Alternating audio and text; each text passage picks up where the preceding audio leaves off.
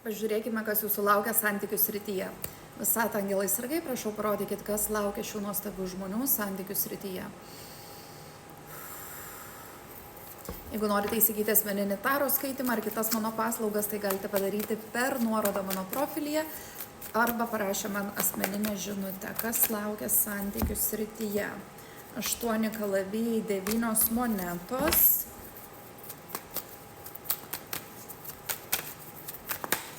Vidinis gijimas, pakabintasis. Transformavot kažkokį skausmą iš praeities. Transformavo tą skausmą į sėkmę, didžiulę sėkmę, 2 monetos, 4 skeptrai ir kalavijų pažas. 0,055, kai sustabdžiau laikmetį.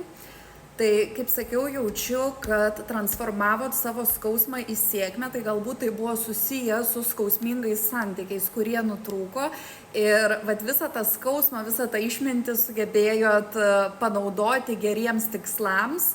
Arba jeigu dar to nepadarėt, tai padarysit. Jaučiu, kad atsistojo tiesiog į savo ašį ir kad nebereikia jums kito žmogaus, kad jums kažkokią tuštumą užpildytų, o jaučiatės pilni savyje, atėjo labai daug svarbių suvokimų, išmokot paleisti kontrolę ir dėl to jaučiu, kad laukia labai netikėtas posūkis jūsų gyvenime, teigiamas posūkis, kurį švesit. Tai siunčiu visiems meilės.